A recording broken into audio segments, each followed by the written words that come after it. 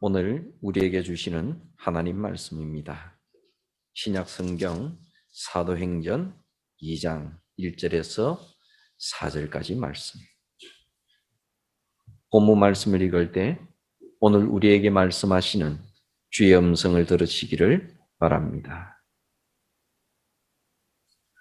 오순절 날이 이미 이름에 그들이 다 같이 한 곳에 모였더니 호련히 하늘로부터 급하고 강한 바람 같은 소리가 있어 그들이 앉은 온 집에 가득하며 마치 불의 혀처럼 갈라지는 것들이 그들에게 보여 각 사람 위에 하나씩 임하여 있더니 그들이 다 성령의 충만함을 받고 성령이 말하게 하심을 따라 다른 언어들로 말하기를 시작하니라.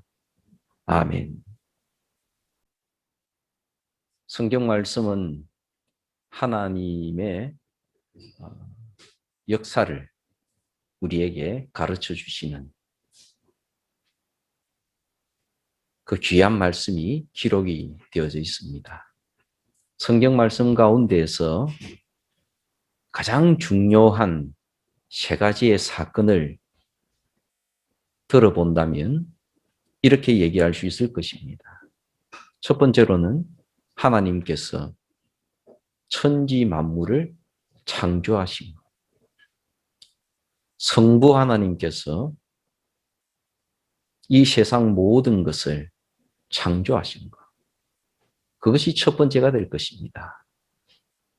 두 번째는 성자 예수님께서 사람의 몸을 입으시고 이 땅에 내려오신 것. 그것이 두 번째 중요한 사건이 될 것입니다.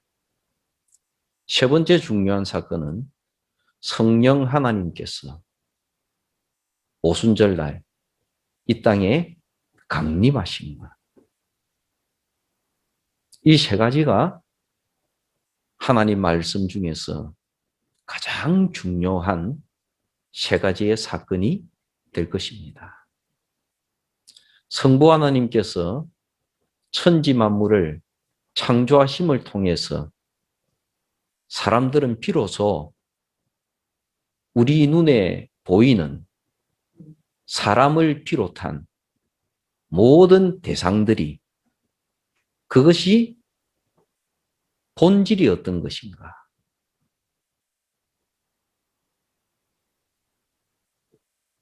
그것의 가치는 무엇인가? 하는 것을 비로소 알게 되었습니다.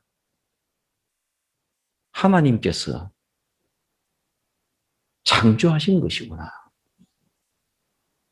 하나님의 속성에 따라서, 하나님의 뜻에 따라서, 하나님의 모습을 따라서 창조하신 것이구나. 우리가 눈으로 보고 있는 이 모든 것은 하나님께서 지으신 것이구나. 그러니까 그 속에 있는 규범이나 법칙이나 이 모든 것은 하나님의 뜻을 나타내는 것이구나. 우리는 거기에서 우리들이 접하고 있는 모든 자연 만물이 어떤 존재인지를 알게 됩니다. 나도 하나님의 피조물이고, 식물도 하나님의 피조물이고, 동물도 하나님의 피조물이고, 모든 것이 다 하나님께서 지으신 것이구나. 그래서 하나님께서 지으신 그것을 함부로 하면 안 되구나. 사람이 마음대로 자기의 이기적인 욕망대로 그 모든 것을 함부로 다루어서는 안 되는 것이구나. 그러면 우리는 자연을 어떻게 대해야 될 것인가? 우리는 어떻게 자연과 함께 어우러져 가야 될 것인가? 우리는 어떻게 자연을 잘 다스려야 할 것인가? 이런 것을 고민하게 됩니다. 그리고 하나님께서는 지금도 여전히 하나님의 뜻대로 자연 가운데에서는 자연 법칙으로, 인간도 피조물이기 때문에 이 자연의 법칙 가운데에서 하나님께서 모든 것을 지금도 섭리를 하고 계시는구나.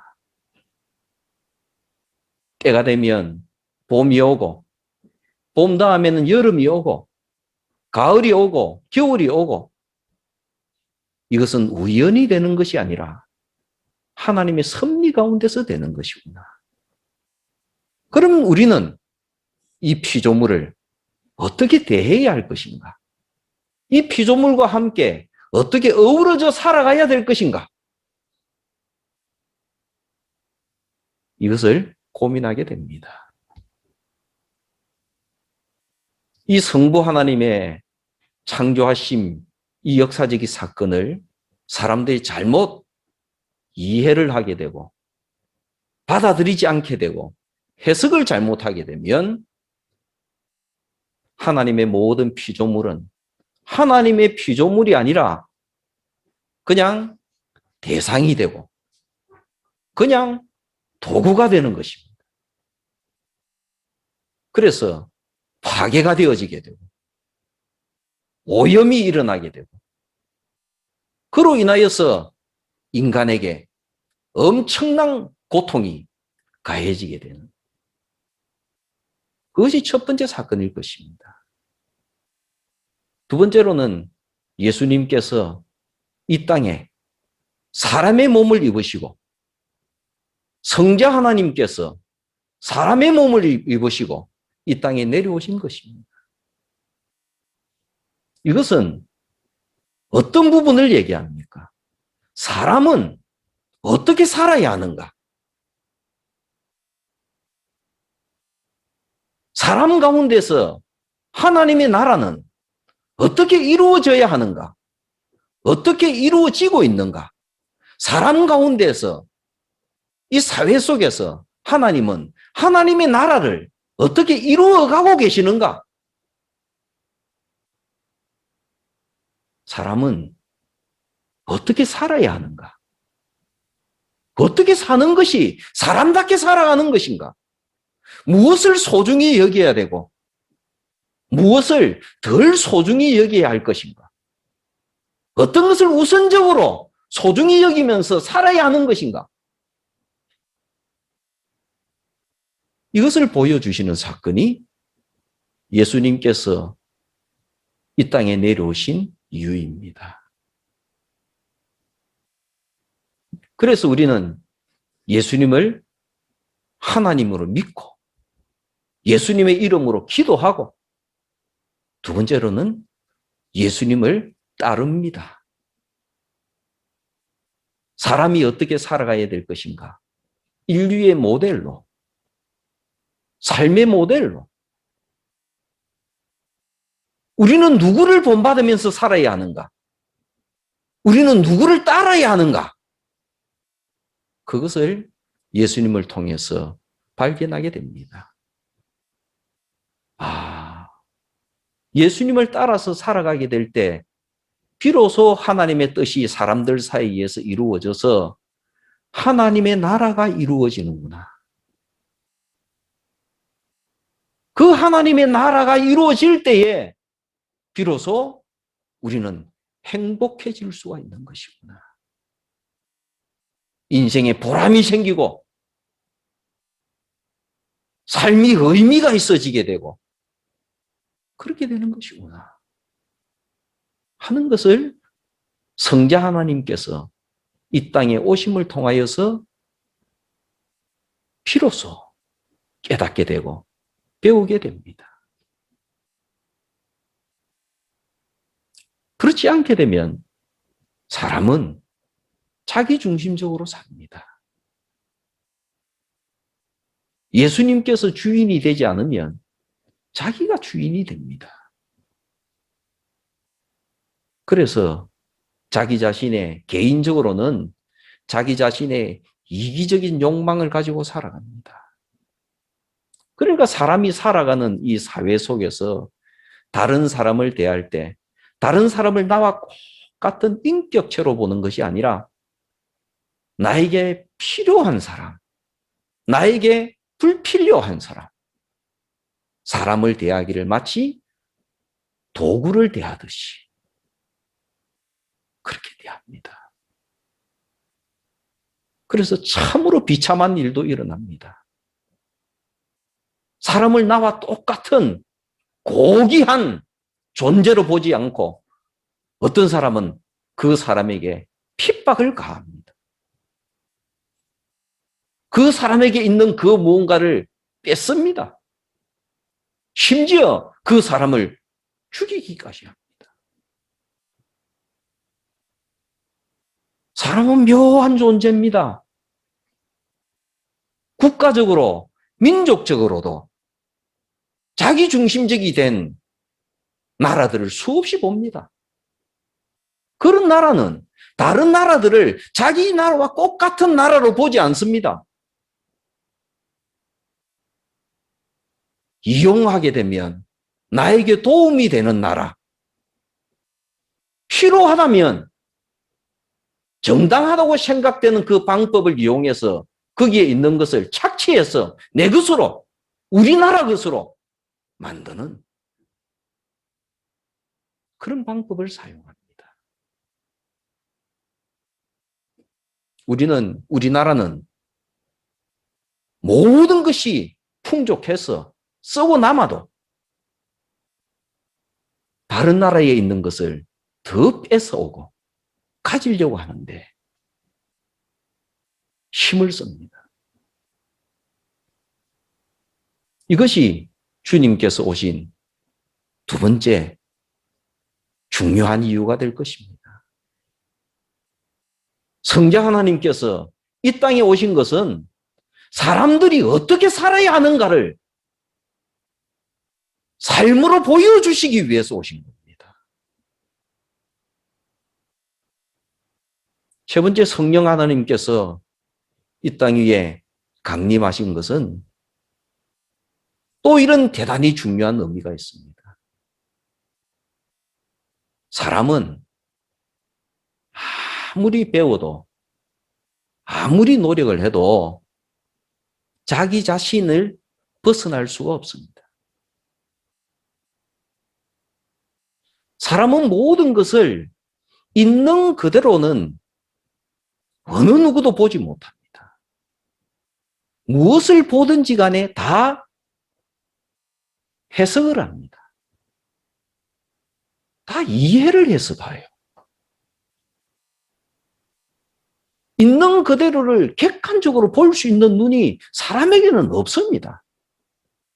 사람은 항상 자기 자신의 눈을 가지고 모든 것을 볼 수밖에 없습니다. 그래서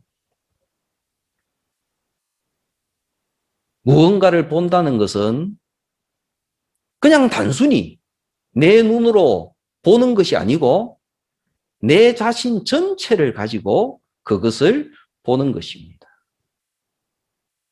나는 지금 이 순간에만 있는 존재가 아닙니다. 나는 역사적인 존재예요. 나는 과거가 있는 사람입니다. 그 모든 것이 쌓여져서 현재의 내가 있는 겁니다. 과거에서부터 겪었던 수많은 경험들, 사건들, 환경들, 배운 것들, 그 모든 것들이 쌓여져서 나를 이루고 있는 겁니다. 그래서 뭘 하나를 봐도 그 모든 것 위에서 그걸 보는 겁니다. 그 모든 것을 통해서 무언가를 보는 겁니다. 그래서 사람은 절대적으로 객관적 시각을 가질 수가 없습니다.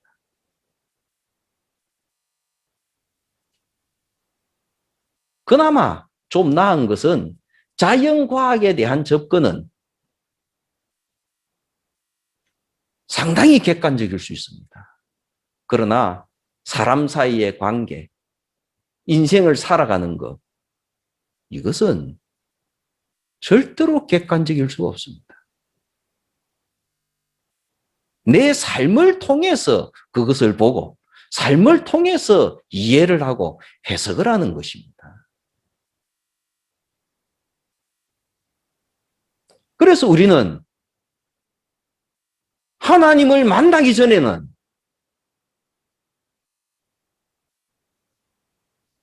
하나님을 경험하기 전에는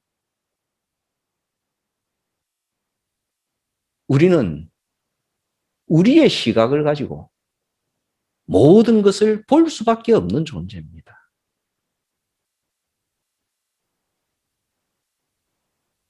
하나님께서 천지 만물을 지으시고 지금도 하나님께서는 섭리하시고 계시지만은 우리가 성부 하나님을 만나기 전에는 그 모든 것을 결코 우리와 동일한 존재자, 하나님이 창조물로 존귀한 존재로 이 자연을 결코 볼 수가 없습니다. 이용해야 될 대상으로밖에 못 보는 겁니다. 오늘날 그 결과로 우리들은 얼마나 비참한 현실을 맞이하고 있습니까? 환경 문제, 기후 문제, 심지어 우리가 당하고 있는 코로나 문제.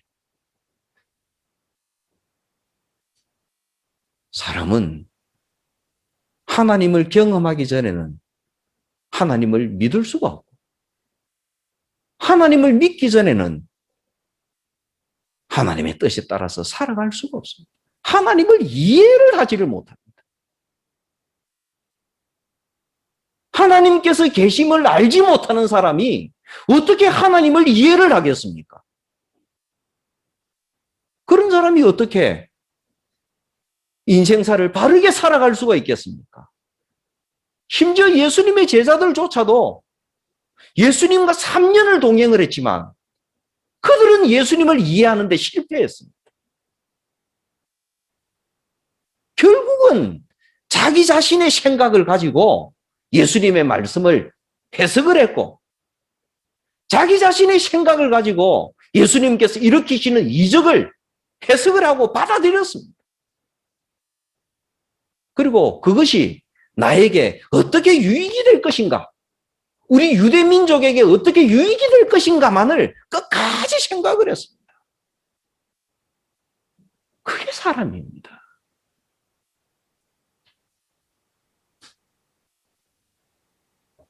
성령 하나님께서 이 땅에 강림하신다는 것은 그래서 중요한 겁니다.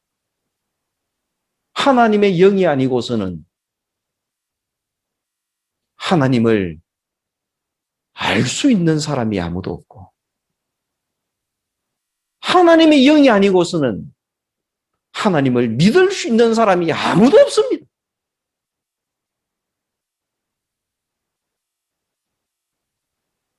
하나님의 영을 경험하지 않고서는 내가 성경 말씀을 10,000번을 읽는다 할지라도 하나님을 알 수가 없습니다.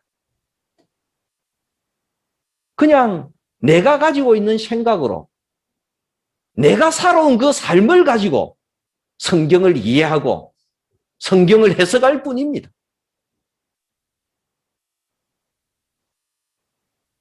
그래서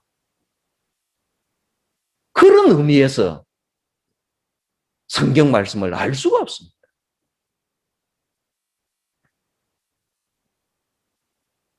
하나님을 알 수 있는 길, 성부 하나님께서 천지 만물을 창조하시고 섭리하신다는 이 하나님을 알 수 있는 길, 이 하나님의 섭리를 이해할 수 있는 길, 하나님을 이해할 수 있는 길, 그리고 그것이 내 삶으로 들어올 수 있는 유일한 길은 성령 하나님의 임재하심 외에는 방법이 없습니다. 성부 하나님께서 이 땅에 오셔서 어떻게 인간 사회에서 하나님 나라가 이루어질 수 있는가? 어떻게 하면 우리는 하나님 나라 속에서 살아갈 수 있는가? 어떻게 하면 우리는 우리의 가정이 하나님의 나라임을 알고 하나님의 나라를 이루기 위하여 노력할 수 있는가? 그리고 어떤 것이 하나님의 나라인가? 사람은 이 하나님의 나라를 위해서 어떻게 살아야 하는가?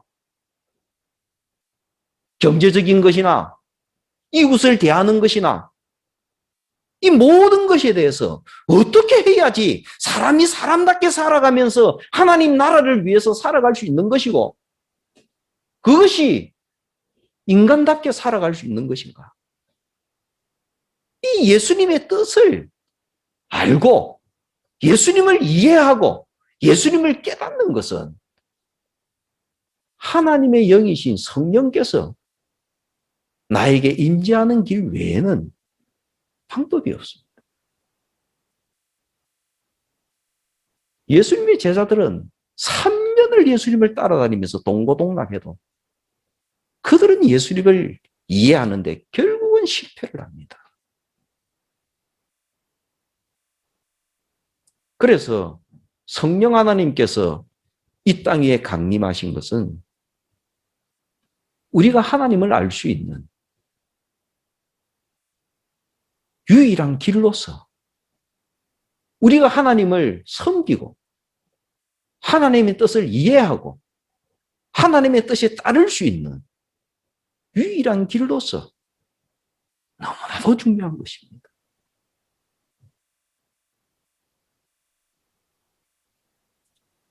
예수님께서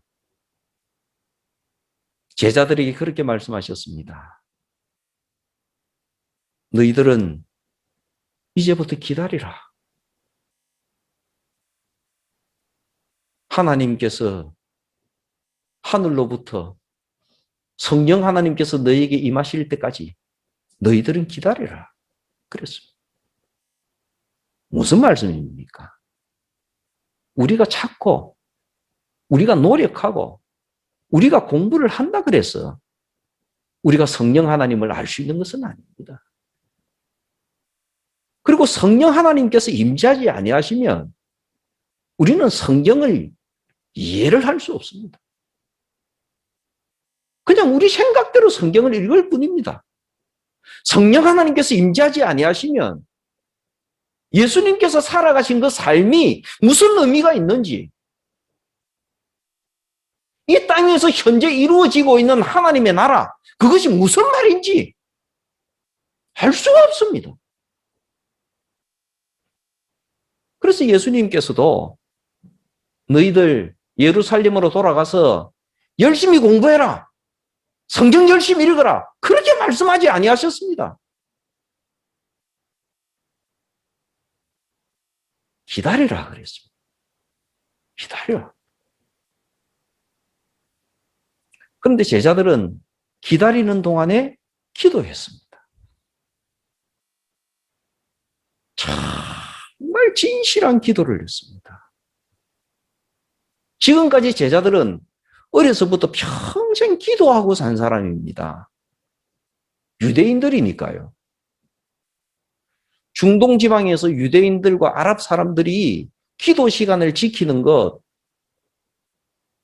그들이 열심히 기도하는 것은 한국인들이 보게 되면 기가 막힐 정도입니다. 기도 시간이 되면요. 시장 바닥이든 어디든지 그냥 돗자리 쫙 깔고 거기서 기도합니다. 기도 시간만 되면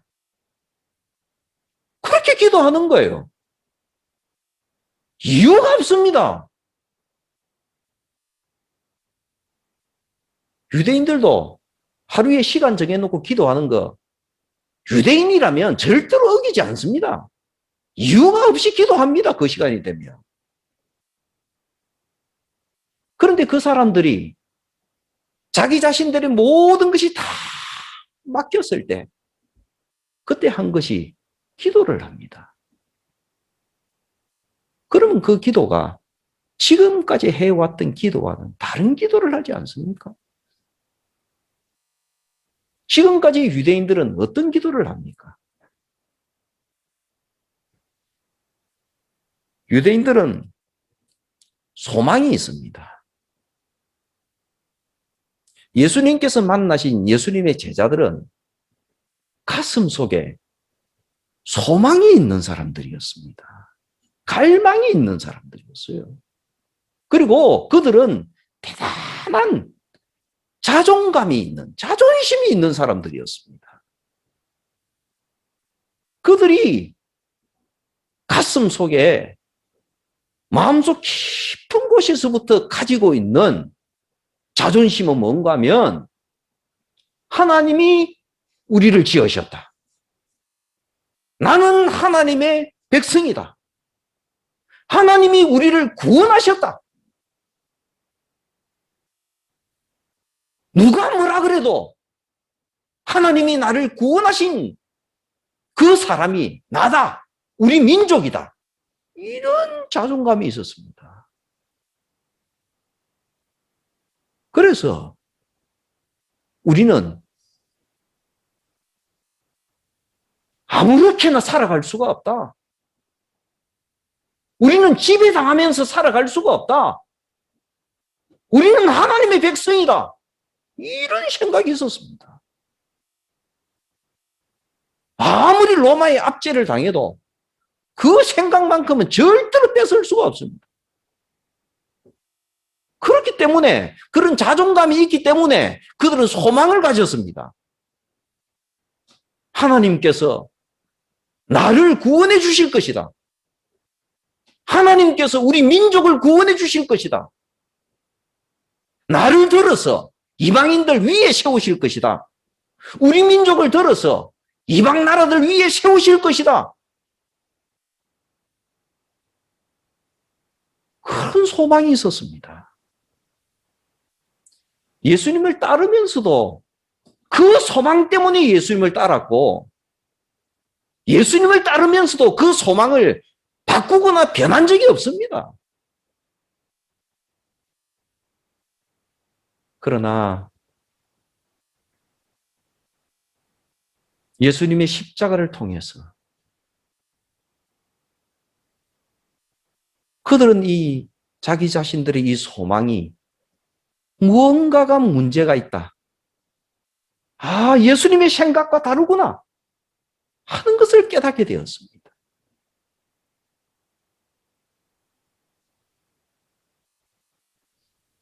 예수님의 삶이, 예수님의 십자가가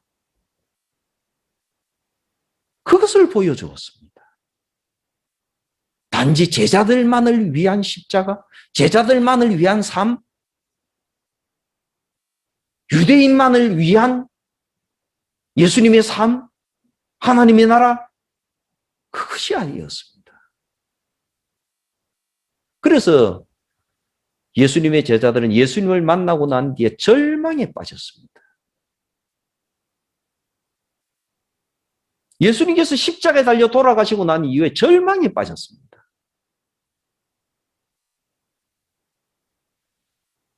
그들을 이렇게 세우기 시작하신 분이 예수님이셨습니다. 찾아오셔서 그들을 이해하시고, 그러나 그럼에도 불구하고 그들은 아직까지 예수님의 말씀을 온전히 이해하지 못하고 예수님의 삶을 이해하지도 못하고 고통스럽고 힘든 날들을 보냈습니다. 그 가운데서 주님께서 기다리라고 하셨으니까 그들이 드리는 그 기도, 무엇을 기도했을까요?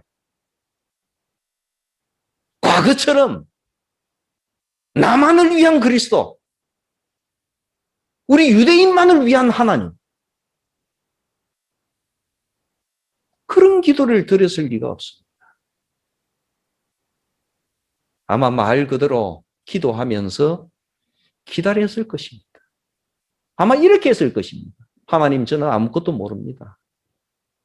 하나님, 저는 지금 뭐가 뭔지 모르겠습니다. 하나님, 가르쳐 주시옵소서. 하나님, 길을 보여주시옵소서. 저는 어떻게 살아야 됩니까? 우리는 어떻게 살아야 됩니까? 그냥 기다렸을 겁니다. 하나님의 역사를 기다렸을 겁니다. 하나님께서 나를 사로잡아 주시기를 기다렸을 겁니다. 그리고 성령 하나님께서 임하셨습니다. 너무나도 짧은 순간이었지만 그들의 존재가 변했습니다.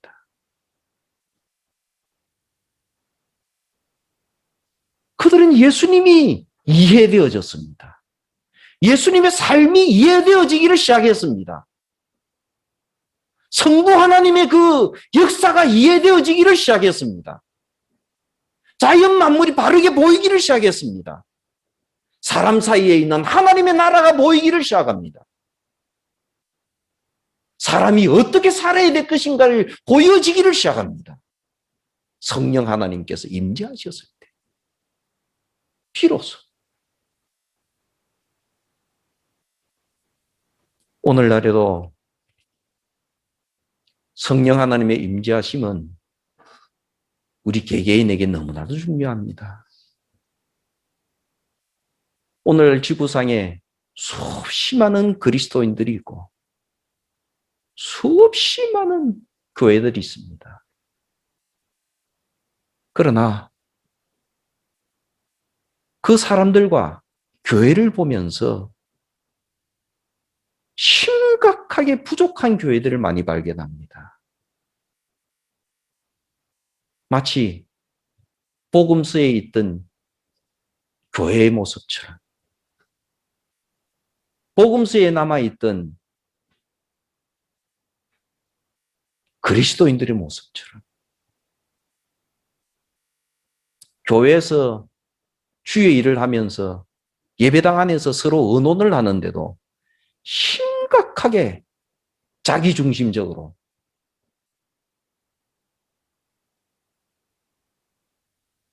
교회 일을 의논하고 교회를 하는 사람들을 봅니다. 심각하게. 어떤 경우에는 그런 생각이 듭니다. 저 사람들이 하나님 믿는 사람 맞나? 저 사람들이 하나님의 뜻은 생각하고 저런 행동을 할까?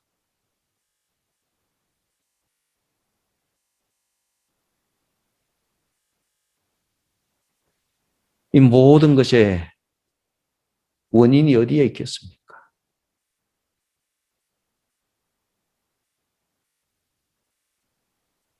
그래서 성령 하나님께서 이 땅에 강림하신 겁니다. 성도 여러분, 하나님을 기다리십시오. 정말 기도하십시오. 정말 기도하면서 성령 하나님을 기다리십시오. 그러면 하나님의 정하신 때가 되면 비로소 교회를 이해하게 될 것입니다.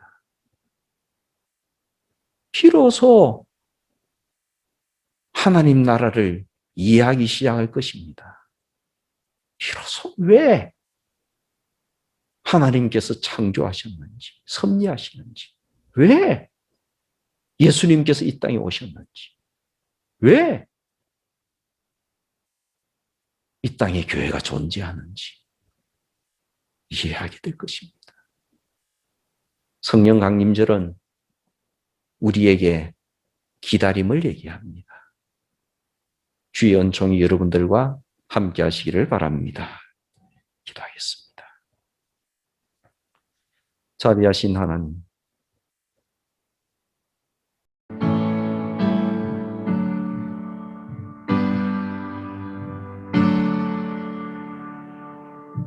오늘 우리에게 주시는 하나님 말씀입니다.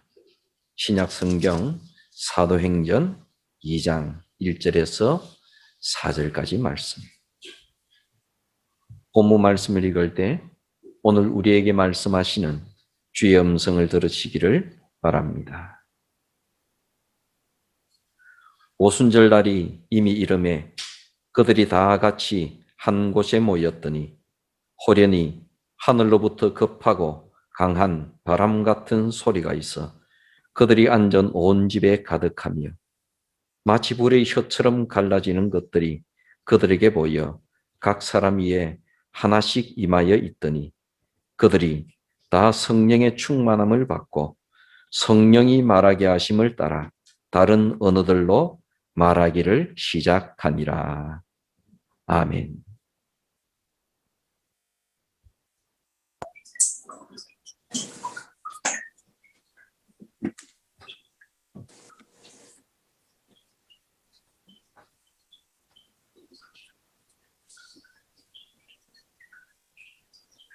서려 좋네. 시작. 이 기쁜 소식을 온 세상 전하세. 그 말란 고통을 당하는 자에게 주 믿는 성도들 다 전할 소식은 성령이 오셨네. 성령이 오셨네. 성령이 오셨네. 내 주님 보내신 성령이 오셨네. 이 기쁜 소식을 온 세상 전하세. 성령이 오셨네. 만왕의 왕께서 저 사로잡힌 자 다 구원하시고 장자유 주셨네. 승리의 노래가 온 성에 들리니 성령이 오셨네. 성령이 오셨네. 성령이 오셨네. 내 주님 보내신 성령이 오셨네. 이 기쁜 소식을 온 세상 전하세. 성령이 오셨네. 한없는 사랑과 그 크신 은혜를 늘 의심하면서 안 믿는 자에게 내 작은 입으로 곧 증언하리니 성령이 오셨네. 성령이 오셨네. 성령이 오셨네. 내 주님 보내신 성령이 오셨네. 이 기쁜 소식을 온 세상 전하세. 성령이 오셨네. 아멘. 오늘은 성령 강림 주일입니다. 성경 말씀은 하나님의 역사를 우리에게 가르쳐 주시는 그 귀한 말씀이 기록이 되어져 있습니다. 성경 말씀 가운데에서 가장 중요한 세 가지의 사건을 들어본다면 이렇게 얘기할 수 있을 것입니다. 첫 번째로는 하나님께서 천지 만물을 창조하신 것. 성부 하나님께서 이 세상 모든 것을 창조하신 것. 그것이 첫 번째가 될 것입니다. 두 번째는 성자 예수님께서 사람의 몸을 입으시고 이 땅에 내려오신 것. 그것이 두 번째 중요한 사건이 될 것입니다. 세 번째 중요한 사건은 성령 하나님께서 오순절날 이 땅에 강림하신 것. 이 세 가지가 하나님 말씀 중에서 가장 중요한 세 가지의 사건이 될 것입니다. 성부 하나님께서 천지 만물을 창조하심을 통해서 사람들은 비로소 우리 눈에 보이는 사람을 비롯한 모든 대상들이 그것이 본질이 어떤 것인가?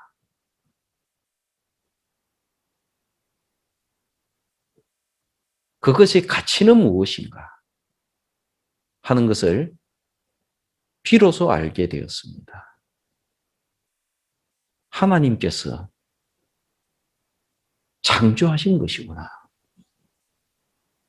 하나님의 속성에 따라서, 하나님의 뜻에 따라서, 하나님의 모습을 따라서 창조하신 것이구나. 우리가 눈으로 보고 있는 이 모든 것은 하나님께서 지으신 것이구나. 그러니까 그 속에 있는 규범이나 법칙이나 이 모든 것은 하나님의 뜻을 나타내는 것이구나. 우리는 거기에서 우리들이 접하고 있는 모든 자연 만물이 어떤 존재인지를 알게 됩니다. 나도 하나님의 피조물이고, 식물도 하나님의 피조물이고, 동물도 하나님의 피조물이고, 모든 것이 다 하나님께서 지으신 것이구나. 그래서 하나님께서 지으신 그것을 함부로 하면 안 되구나. 사람이 마음대로 자기의 이기적인 욕망대로 그 모든 것을 함부로 다루어서는 안 되는 것이구나. 그러면 우리는 자연을 어떻게 대해야 될 것인가? 우리는 어떻게 자연과 함께 어우러져 가야 될 것인가? 우리는 어떻게 자연을 잘 다스려야 할 것인가? 이런 것을 고민하게 됩니다.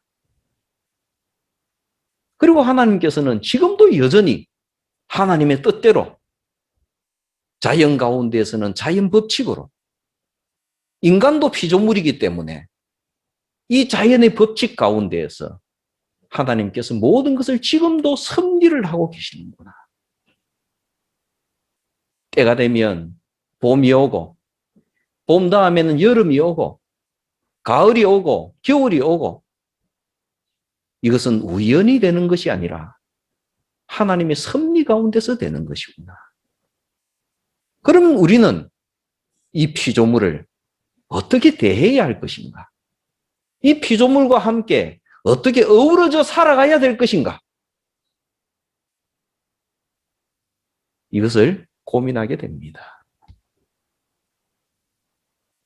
이 성부 하나님의 창조하심, 이 역사적인 사건을 사람들이 잘못 이해를 하게 되고 받아들이지 않게 되고 해석을 잘못하게 되면 하나님의 모든 피조물은 하나님의 피조물이 아니라 그냥 대상이 되고 그냥 도구가 되는 것입니다. 그래서 파괴가 되어지게 되고 오염이 일어나게 되고 그로 인하여서 인간에게 엄청난 고통이 가해지게 되는 그것이 첫 번째 사건일 것입니다. 두 번째로는 예수님께서 이 땅에 사람의 몸을 입으시고 성자 하나님께서 사람의 몸을 입으시고 이 땅에 내려오신 것입니다. 이것은 어떤 부분을 얘기합니까? 사람은 어떻게 살아야 하는가? 사람 가운데서 하나님의 나라는 어떻게 이루어져야 하는가? 어떻게 이루어지고 있는가? 사람 가운데서 이 사회 속에서 하나님은 하나님의 나라를 어떻게 이루어가고 계시는가? 사람은 어떻게 살아야 하는가? 어떻게 사는 것이 사람답게 살아가는 것인가? 무엇을 소중히 여겨야 되고 무엇을 덜 소중히 여겨야 할 것인가? 어떤 것을 우선적으로 소중히 여기면서 살아야 하는 것인가? 이것을 보여주시는 사건이 예수님께서 이 땅에 내려오신 이유입니다. 그래서 우리는 예수님을 하나님으로 믿고 예수님의 이름으로 기도하고 두 번째로는 예수님을 따릅니다. 사람이 어떻게 살아가야 될 것인가? 인류의 모델로, 삶의 모델로. 우리는 누구를 본받으면서 살아야 하는가? 우리는 누구를 따라야 하는가? 그것을 예수님을 통해서 발견하게 됩니다. 예수님을 따라서 살아가게 될 때 비로소 하나님의 뜻이 사람들 사이에서 이루어져서 하나님의 나라가 이루어지는구나. 그 하나님의 나라가 이루어질 때에 비로소 우리는 행복해질 수가 있는 것이구나. 인생에 보람이 생기고 삶이 의미가 있어지게 되고 그렇게 되는 것이구나 하는 것을 성자 하나님께서 이 땅에 오심을 통하여서 비로소 깨닫게 되고 배우게 됩니다. 그렇지 않게 되면 사람은 자기중심적으로 삽니다. 예수님께서 주인이 되지 않으면 자기가 주인이 됩니다. 그래서 자기 자신의 개인적으로는 자기 자신의 이기적인 욕망을 가지고 살아갑니다. 그러니까 사람이 살아가는 이 사회 속에서 다른 사람을 대할 때 다른 사람을 나와 똑같은 인격체로 보는 것이 아니라 나에게 필요한 사람, 나에게 불필요한 사람, 사람을 대하기를 마치 도구를 대하듯이 그렇게 대합니다. 그래서 참으로 비참한 일도 일어납니다. 사람을 나와 똑같은 고귀한 존재로 보지 않고 어떤 사람은 그 사람에게 핍박을 가합니다. 그 사람에게 있는 그 무언가를 뺏습니다. 심지어 그 사람을 죽이기까지 합니다. 사람은 묘한 존재입니다. 국가적으로, 민족적으로도 자기중심적이 된 나라들을 수없이 봅니다. 그런 나라는 다른 나라들을 자기 나라와 똑같은 나라로 보지 않습니다. 이용하게 되면 나에게 도움이 되는 나라, 필요하다면 정당하다고 생각되는 그 방법을 이용해서 거기에 있는 것을 착취해서 내 것으로, 우리나라 것으로 만드는 그런 방법을 사용합니다. 우리나라는 모든 것이 풍족해서 쓰고 남아도 다른 나라에 있는 것을 더 뺏어오고 가지려고 하는데 힘을 씁니다.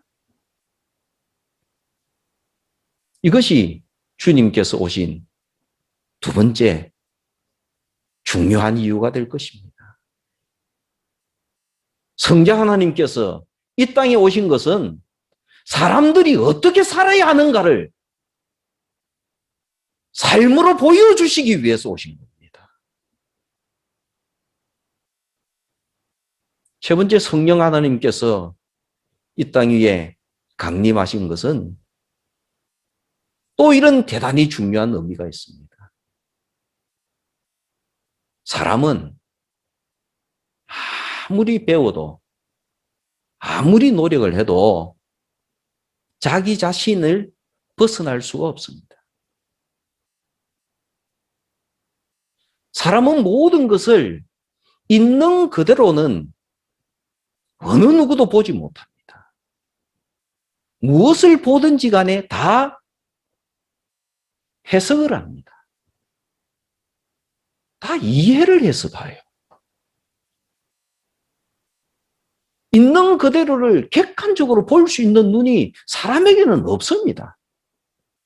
사람은 항상 자기 자신의 눈을 가지고 모든 것을 볼 수밖에 없습니다. 그래서 무언가를 본다는 것은 그냥 단순히 내 눈으로 보는 것이 아니고 내 자신 전체를 가지고 그것을 보는 것입니다. 나는 지금 이 순간에만 있는 존재가 아닙니다. 나는 역사적인 존재예요. 나는 과거가 있는 사람입니다. 그 모든 것이 쌓여져서 현재의 내가 있는 겁니다. 과거에서부터 겪었던 수많은 경험들, 사건들, 환경들, 배운 것들, 그 모든 것들이 쌓여져서 나를 이루고 있는 겁니다. 그래서 뭘 하나를 봐도 그 모든 것 위에서 그걸 보는 겁니다. 그 모든 것을 통해서 무언가를 보는 겁니다. 그래서 사람은 절대적으로 객관적 시각을 가질 수가 없습니다.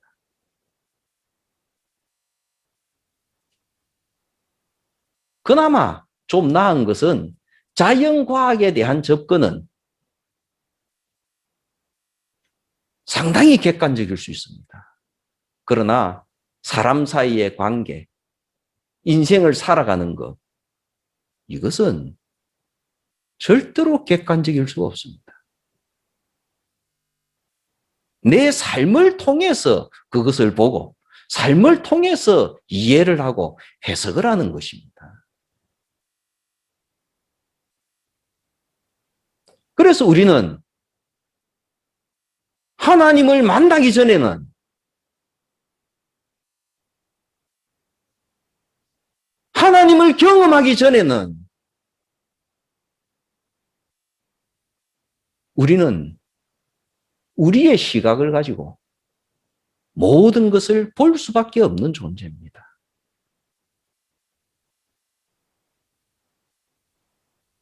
하나님께서 천지 만물을 지으시고 지금도 하나님께서는 섭리하시고 계시지만은 우리가 성부 하나님을 만나기 전에는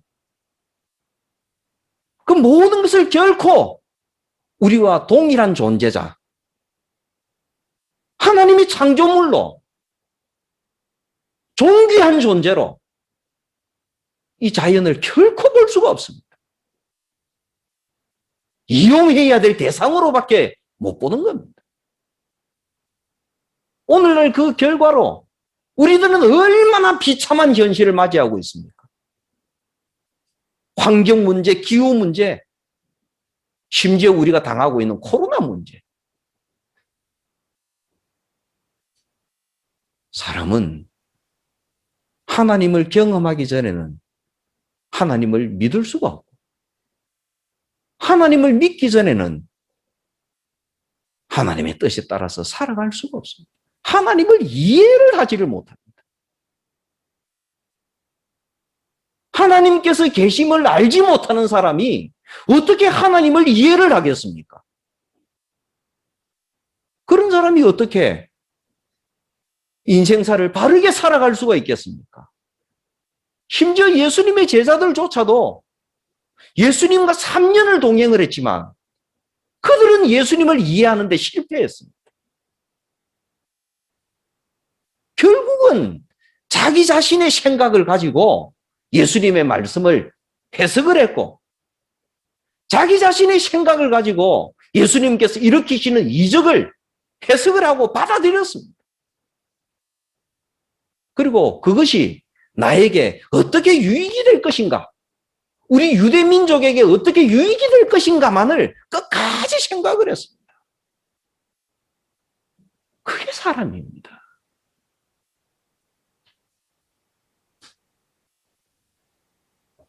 성령 하나님께서 이 땅에 강림하신다는 것은 그래서 중요한 겁니다. 하나님의 영이 아니고서는 하나님을 알 수 있는 사람이 아무도 없고, 하나님의 영이 아니고서는 하나님을 믿을 수 있는 사람이 아무도 없습니다.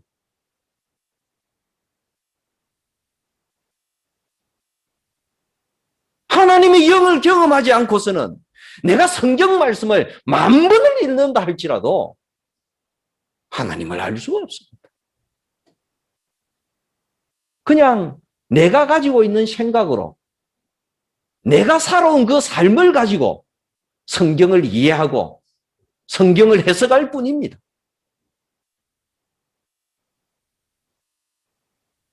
그래서 그런 의미에서 성경 말씀을 알 수가 없습니다.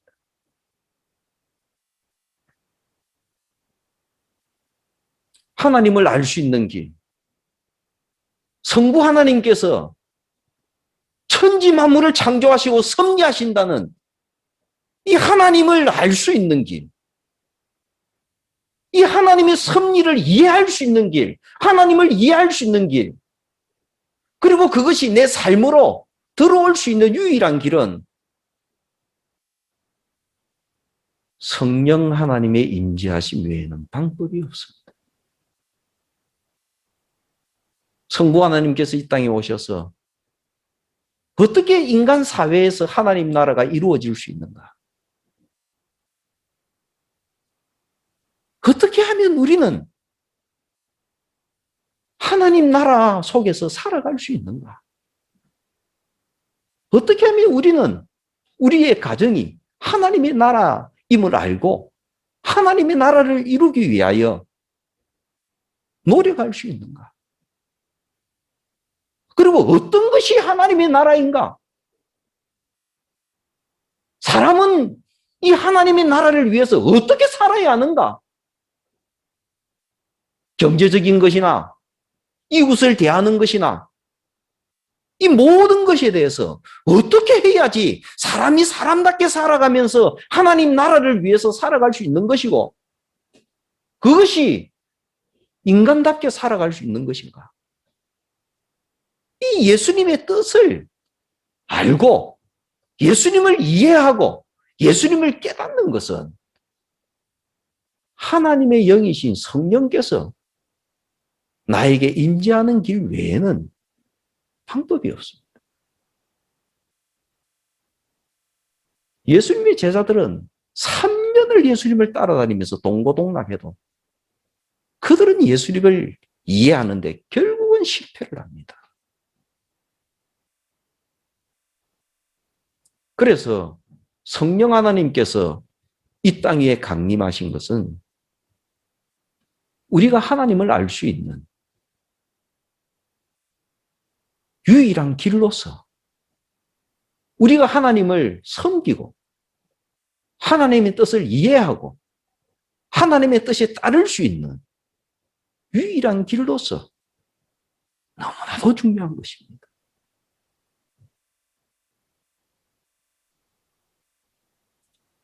예수님께서 제자들에게 그렇게 말씀하셨습니다. 너희들은 이제부터 기다리라.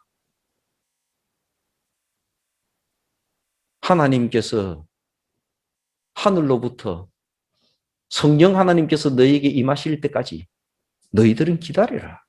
그랬습니다. 무슨 말씀입니까? 우리가 찾고 우리가 노력하고 우리가 공부를 한다 그래서 우리가 성령 하나님을 알 수 있는 것은 아닙니다. 그리고 성령 하나님께서 임재하지 아니하시면 우리는 성경을 이해를 할 수 없습니다. 그냥 우리 생각대로 성경을 읽을 뿐입니다. 성령 하나님께서 임재하지 아니하시면 예수님께서 살아가신 그 삶이 무슨 의미가 있는지, 이 땅에서 현재 이루어지고 있는 하나님의 나라, 그것이 무슨 말인지 알 수가 없습니다. 그래서 예수님께서도 너희들 예루살렘으로 돌아가서 열심히 공부해라. 성경 열심히 읽어라. 그렇게 말씀하지 아니하셨습니다. 기다리라 그랬습니다. 기다려. 그런데 제자들은 기다리는 동안에 기도했습니다. 정말 진실한 기도를 했습니다. 지금까지 제자들은 어려서부터 평생 기도하고 산 사람입니다. 유대인들이니까요. 중동 지방에서 유대인들과 아랍 사람들이 기도 시간을 지키는 것, 그들이 열심히 기도하는 것은 한국인들이 보게 되면 기가 막힐 정도입니다. 기도 시간이 되면요, 시장 바닥이든 어디든지 그냥 돗자리 쫙 깔고 거기서 기도합니다. 기도 시간만 되면 그렇게 기도하는 거예요. 이유가 없습니다. 유대인들도 하루에 시간 정해놓고 기도하는 거, 유대인이라면 절대로 어기지 않습니다. 이유가 없이 기도합니다. 그 시간이 되면. 그런데 그 사람들이 자기 자신들의 모든 것이 다 맡겼을 때, 그때 한 것이 기도를 합니다. 그러면 그 기도가 지금까지 해왔던 기도와는 다른 기도를 하지 않습니까? 지금까지 유대인들은 어떤 기도를 합니까? 유대인들은 소망이 있습니다. 예수님께서 만나신 예수님의 제자들은 가슴 속에 소망이 있는 사람들이었습니다. 갈망이 있는 사람들이었어요. 그리고 그들은 대단한 자존감이 있는, 자존심이 있는 사람들이었습니다. 그들이 가슴 속에 마음속 깊은 곳에서부터 가지고 있는 자존심은 뭔가 하면 하나님이 우리를 지으셨다. 나는 하나님의 백성이다. 하나님이 우리를 구원하셨다. 누가 뭐라 그래도 하나님이 나를 구원하신 그 사람이 나다. 우리 민족이다. 이런 자존감이 있었습니다. 그래서 우리는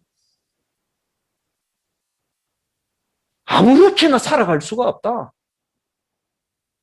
우리는 지배당하면서 살아갈 수가 없다.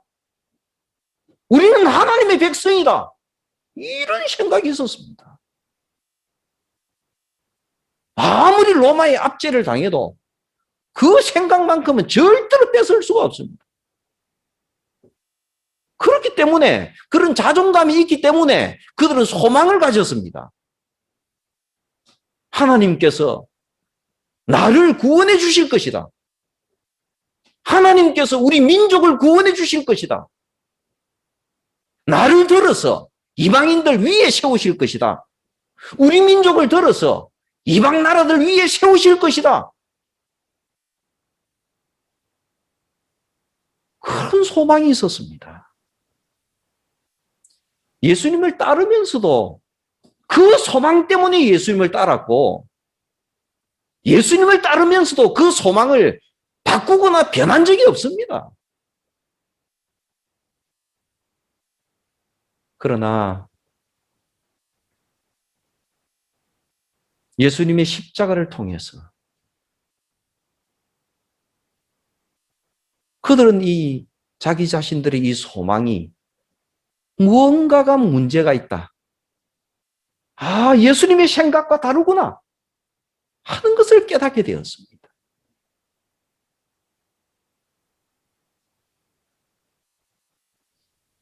예수님의 삶이, 예수님의 십자가가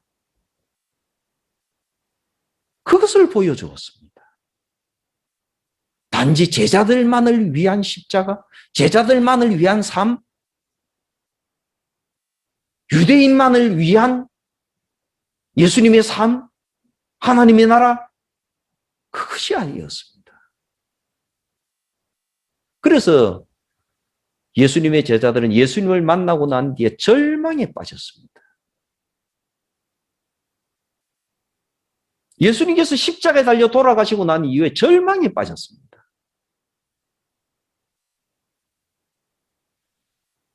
그들을 이렇게 세우기 시작하신 분이 예수님이셨습니다. 찾아오셔서 그들을 이해하시고, 그러나 그럼에도 불구하고 그들은 아직까지 예수님의 말씀을 온전히 이해하지 못하고 예수님의 삶을 이해하지도 못하고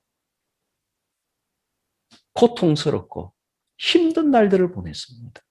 그 가운데서 주님께서 기다리라고 하셨으니까 그들이 드리는 그 기도, 무엇을 기도했을까요? 과거처럼 나만을 위한 그리스도, 우리 유대인만을 위한 하나님, 그런 기도를 드렸을 리가 없습니다. 아마 말 그대로 기도하면서 기다렸을 것입니다. 아마 이렇게 했을 것입니다. 하나님, 저는 아무것도 모릅니다.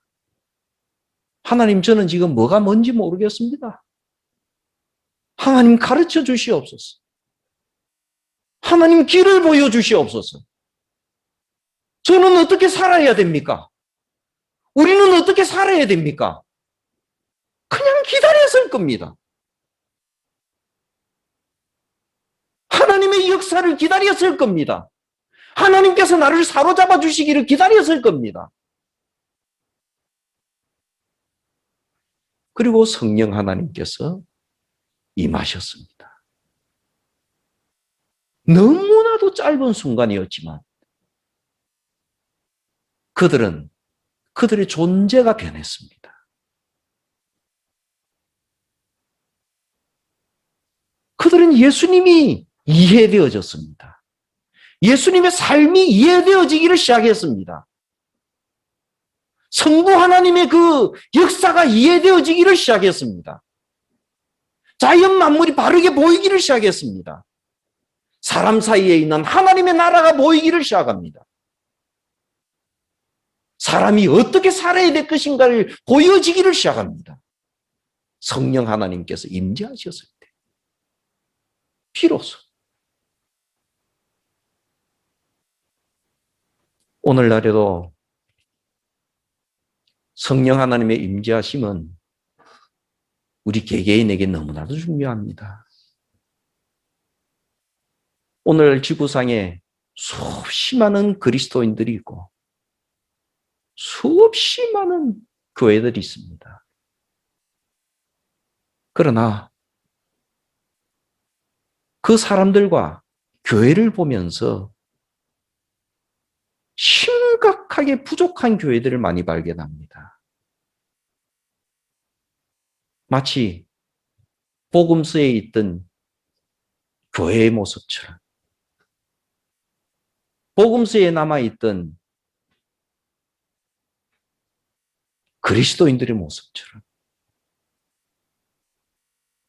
교회에서 주의 일을 하면서 예배당 안에서 서로 의논을 하는데도 심각하게 자기중심적으로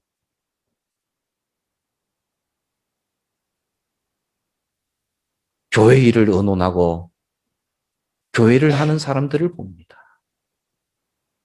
심각하게. 어떤 경우에는 그런 생각이 듭니다. 저 사람들이 하나님 믿는 사람 맞나? 저 사람들이 하나님의 뜻은 생각하고 저런 행동을 할까?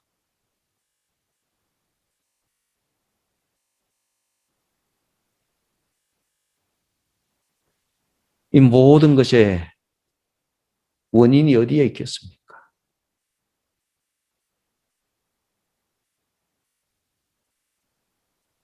그래서 성령 하나님께서 이 땅에 강림하신 겁니다. 성도 여러분, 하나님을 기다리십시오. 정말 기도하십시오.